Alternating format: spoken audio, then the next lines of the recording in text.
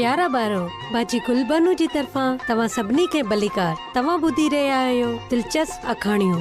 अचो त अॼु जी अखाणी ॿुधूं ऐं लुत्फ़ अंदोज़ थियूं।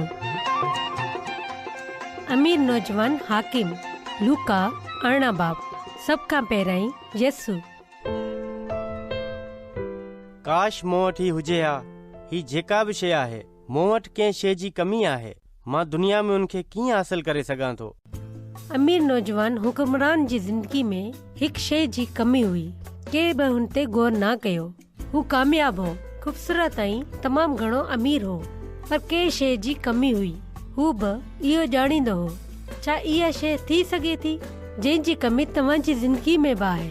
हू उन जे करे तमामु बेचैन हो। हू उनखे कीअं हासिल करे सघे थो? यसु खे उनजो जवाबु ख़बर हुअणु घुर्जे। ऐ सुठा उस्ताद, मूंखे हमेशा जी ज़िंदगी लाइ छा करणो पवंदो? ही इहा शइ हुई जंहिंजी कमी हुई। हमेशा जी ज़िंदगी जेका यसु ते ईमान आणण सां शुरू थींदी आहे ऐं आसमान ते बि जारी रहंदी आहे।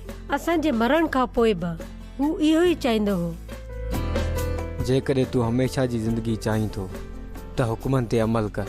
चोरी न कर, ज़ना न कर, कूड़ न ॻाल्हा, पंहिंजी माउ जी इज़त कर।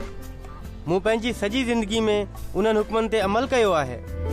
छा तव्हां बि पाण खे हुन क़ाबिल सम्झो था त तव्हां बि ही जवाबु ॾेई सघो था? त पोइ जेको कुझु तो वटि आहे उहो विकिणे ऐं सभु कुझु ग़रीबनि में विराए ऐं मुंहिंजे पोयां हल। जॾहिं अमीर माण्हू ही ॻाल्हि ॿुधी त हू परेशान थी वियो, छो त हू तमामु घणो अमीर हो। हू उदास थी वापसि हलियो वियो। उन लाइ यसु ऐं हमेशा जी ज़िंदगी खां वधीक अहमियत उनजे पैसनि जी हुई। छा कोई शख़्स अहिड़ो थी सघे थो जो अमीर बि रहे ऐं यसु जे पोयां बि हले? हा, छो न? सवाल इहो ई आहे त पहिरियों दर्जो कंहिंखे ॾिजे। अचो त हिकु तजुर्बो कयूं। ही मेणबत्ती छा लाइ आहे? मां मेणबत्ती खे यसु सां मिलाए रही आहियां, जेको दुनिया जो नूर आहे। छा मां हिन खे ॿारी सघां थो? ही साफ़ ॾेखारियो पियो वञे त ही कीअं बनंदी आहे। छा थींदो जेकॾहिं मां 100 जो नोट उन जे अॻियां करियां? पैसनि सां रोशनी रुकिजी वेंदी। मूंखे समझ अची वई। पैसो हुन लाइ वधीक अहम हो ऐं यसु बाद में। उनजे करे हू यसु खां परे थी वियो। हुनजो ॿियो रुख बि थी सघे थो। हाणे मां नोट खे मेणबत्ती जे पुठियां पकड़ींदसि। हाणे यसु पहिरियां आहे ऐं पैसनि ते रोशनी पइजी रही आहे। तव्हां ॾिठो त शयुनि जी अहमियत जी तरतीब केतिरी ज़रूरी आहे।